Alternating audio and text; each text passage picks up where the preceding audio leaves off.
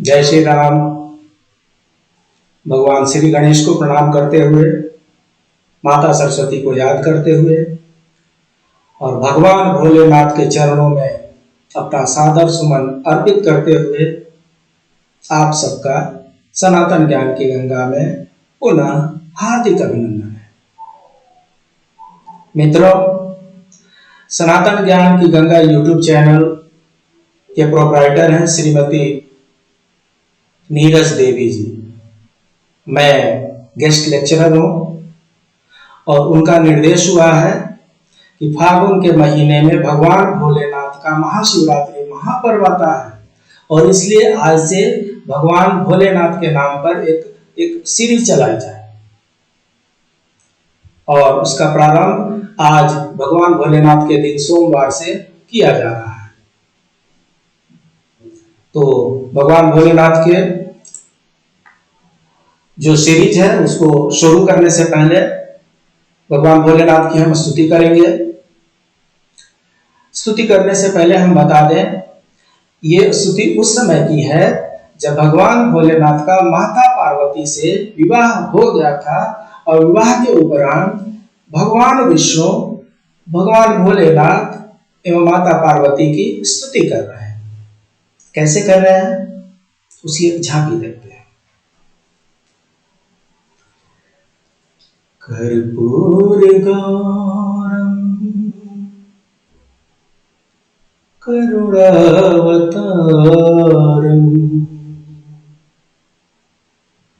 कर्पूर गौरम करुणावतारम संसार सारम भुजगेन्द्रहारम कर्पूर गौरम करुणावतारम संसार सारम भुजगेन्द्रहारम सदा वसन्तं हृदयारविन्दे सदा वसन्तं हृदयारविन्दे भवं भवानी सहितं नमामि कर्पूर गौरम करुणावतारम संसार सारम भुजगेन्द्रहारम सदा वसन्तं हृदयारविन्दे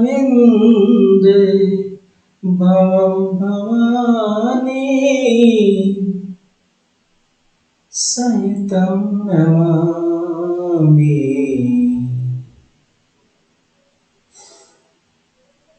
उमापति महादेव की जय। आज की श्रृंखला हम प्रारंभ करते हैं द्वादश ज्योतिर्लिंग स्तुति से। भोलेनाथ की जय। सौराष्ट्रे सोमनाथं च श्रीशैले मल्लिकार्जुनं उज्जैन्यां महाकालं ओमकारं ममलेश्वरं परल्यां वैद्यनाथं च दाकिन्यां भीमशंकरं सेतुबन्धे रामेशं नागेशं दारुकावने वाराणस्यां तु विश्वेशं त्र्यंबकं गौतमी तटे हिमालयं तु केदारं भूष्मेशं च शिवालये एतानि ज्योतिर्लिंगानि सायं प्रातः पठे नरः सप्तजन्म कृतं पापम् अस्मृतिं विनश्यति। ओम नमः शिवाय। ओम नमः शिवाय। ओम नमः शिवाय। हरि ओम नमः शिवाय। द्वादश ज्योतिर्लिंगों के नाम हैं और इसके अंत में लिखा हुआ है कि ऐसे ज्योतिर्लिंगों की सायं सुबह शाम पाठ करने से, इस 12 ज्योतिर्लिंगों का नाम मात्र लेने से सुबह शाम सप्त जन्म कृतम पापम स्मरणीय विनश्यति, 7 जन्म के किए हुए पाप सिर्फ ये सुबह शाम स्मरण करने से विनाश हो जाते हैं। इसलिए भगवान भोलेनाथ के 12 ज्योतिर्लिंग की स्तुति करते हुए हम आगे बढ़ते हैं। ये 12 ज्योतिर्लिंग है। ऐसा कहा जाता है कि भगवान भोलेनाथ जहां जहां साक्षात रूप में प्रकट हुए थे, उन स्थानों को ज्योतिर्लिंग का नाम दे दिया गया। उसमें से पहला स्थान आता है सोमनाथ का, दूसरा आता है मल्लिकार्जुन का, तीसरा श्री महाकालेश्वर, चतुर्थ ओंकारेश्वर व अमलेश्वर, पंचम केदारनाथ, षष्ठम भीमाशंकर, सप्तम काशी विश्वनाथ, अष्टम त्र्यंबकेश्वर, नवम वैद्यनाथ, दसमम नागेश्वरम, एकादशम रामेश्वरम, द्वादशम भुवनेश्वरम। सो इस तरीके से 12 ज्योतिर्लिंग है। इनका नाम मात्र ले लेने से 7 जन्मों के किए हुए पाप कट जाते हैं, उनका नाश हो जाता है। पहला जो ज्योतिर्लिंग है वो सोमनाथ का है। सोमनाथ की कथा जो है, आप लोगों को पता है, सोमनाथ जो है गुजरात में पड़ता है, पहले सौराष्ट्र में पड़ता था। सोमनाथ की कथा कुछ इस प्रकार है।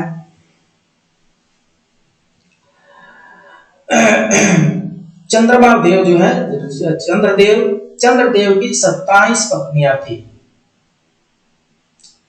और इन 27 पत्नियों में वो सबसे ज्यादा अश्विनी, भरणी, रोहिणी को वो ज्यादा पसंद किया करते थे। प्रजापति दक्ष जो उनके ससुर हुआ करते थे, वो इस बात से खिन्न रहा करते थे क्योंकि उन्होंने चंद्रदेव को 27 पुत्रियां दान की थी। सो एक बार प्रजापति दक्ष मिलने आए और चंद्र महाराज को बोला उन्होंने कि हे चंद्रदेव, आप बड़े ही उज्जवल स्वभाव के हैं और 27 पत्नियों में सिर्फ एक को वरीयता देना और बाकी को 9 वरीयता देना आपको शोभा नहीं देता है। आपको चाहिए कि आप 27 पत्नियों के साथ एक जैसा व्यवहार करें। प्रजापति दक्ष कहकर ही चले गए। चंद्रदेव पर कोई फर्क नहीं पड़ा और रेवती रानी का चंद्रदेव पर प्रभाव ज्यों का त्यों बढ़ता ही गया। तत्पश्चात बाद में पुनः आते हैं प्रजापति दक्ष और क्रोधित, पहले तो समझाते हैं चंद्रदेव को, और जब नहीं मानते हैं तो क्रोधित होकर उनको शाप दे देते हैं, हे चंद्रदेव, आज से तुमको क्षय रोग हो जाएगा। ऐसा कहा जाता है। उसके बाद से तुरंत अंधेरा हो गया।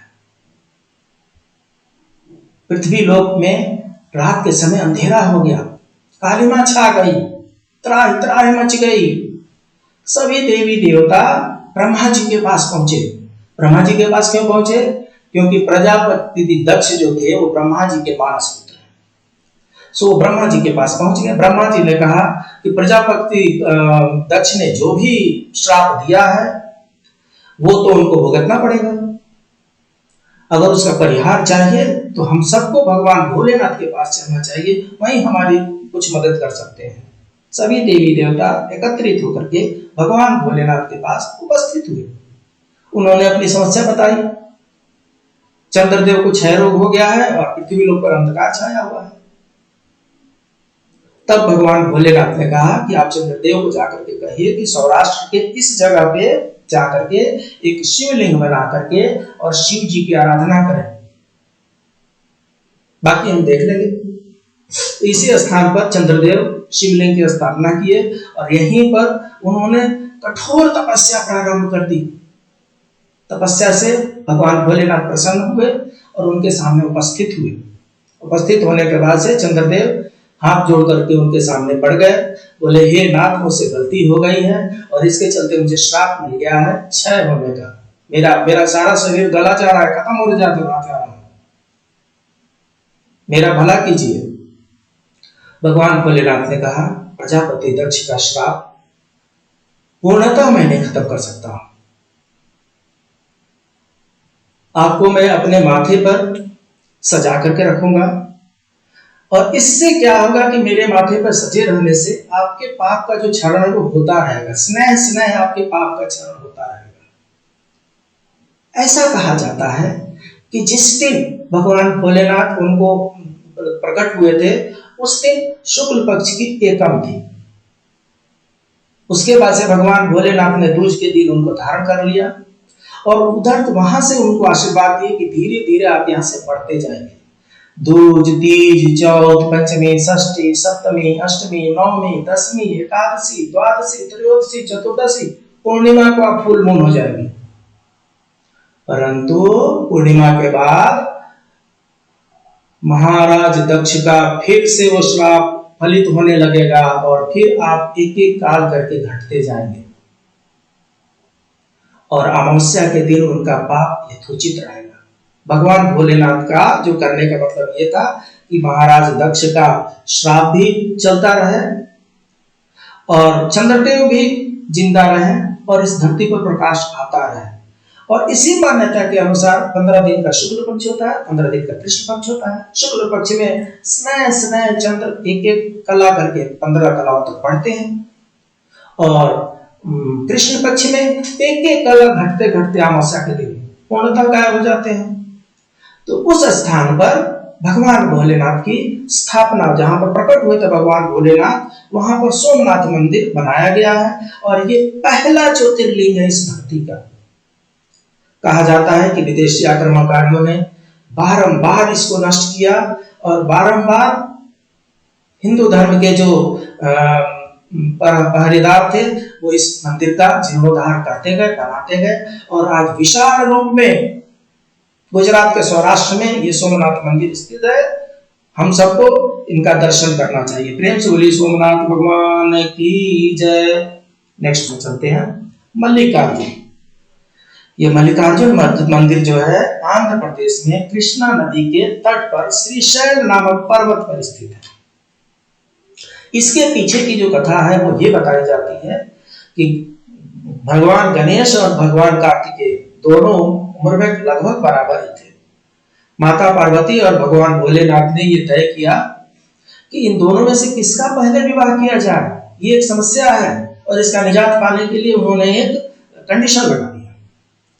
शर्त यह था कि जो कार्तिकेय जी और गणेश जी दोनों में से जो भी पृथ्वी की परिक्रमा पहले करके उनके पास आ जाएगा उनका विवाह पहले किया जाएगा रिद्धि सिद्धि से। कार्तिकेय जी मोड़ पर उड़े और उड़ते हुए चल दिए पृथ्वी का परिक्रमा करने। गणेश जी ने सोचा मेरा वाहन तो मूषक है और अगर मूषक से मैं यात्रा करना प्रारंभ करूं तो पता नहीं कितने 100 साल लग जाएंगे मुझे पृथ्वी की परिक्रमा करने में। उनको एक बुद्धि सूझी और उन्होंने क्या किया, अपने माता पिता की ही परिक्रमा करके वहां पर खड़े हो गए और बोले, हे भगवान, हे माता जी, इस पृथ्वी पर आपसे कौन सा जगह छूटा है, आप कण कण में व्याप्त हैं और मैं अपने माता पिता को ही अपना पृथ्वी मानता हूं और इसलिए मैंने परिक्रमा कर ली है, मैं आपके सामने नमस्कार करने के लिए खड़ा हूं। भगवान भोलेनाथ प्रसन्न होते हैं, माता पार्वती प्रसन्न होती है और उनका भगवान भोलेनाथ का विवाह रिद्धि और सिद्धि के साथ कर दिया जाता है। तदोपरांत कार्तिकेय जी पृथ्वी की परिक्रमा करके वहां पर पहुंचते हैं और जब उनको ये सब कुछ ज्ञात होता है तो बहुत क्रोधित हो जाते हैं। उनको लगता है कि जैसे मेरे साथ कुछ छल हो गया। कार्तिकेय जी किसी का नहीं सुनते हैं और वहां से सुदूर दक्षिण प्रांत आंध्र प्रदेश में श्रीशैलम के पास एक पर्वत पर, श्रीशैल नामक पर्वत के पास जाकर के वहां पर बैठ जाते हैं। कितना भी मनाने के लिए लोग जाते हैं, नहीं मानते। हार थाक करके और भगवान भोलेनाथ माता पार्वती को लेकर के उनको मनाने के लिए उस श्रीशैल नामक पर्वत पर जाते हैं और वहां पर प्रकट होते हैं। क्योंकि भगवान भोलेनाथ और माता पार्वती का दूसरा प्राकट्य इस जगह पे हुआ है, इसलिए ये जगह ज्योतिर्लिंग से नाम से जाना जाता है। ये जो मल्लिका अर्जुन है ना, ये मल्लिका अर्जुन का संधि विच्छेद करेंगे तो मल्लिका हो जाएगा और अर्जुन हो जाएगा। मल्लिका माता पार्वती को कहते हैं और अर्जुन भगवान भोलेनाथ का एक नाम है।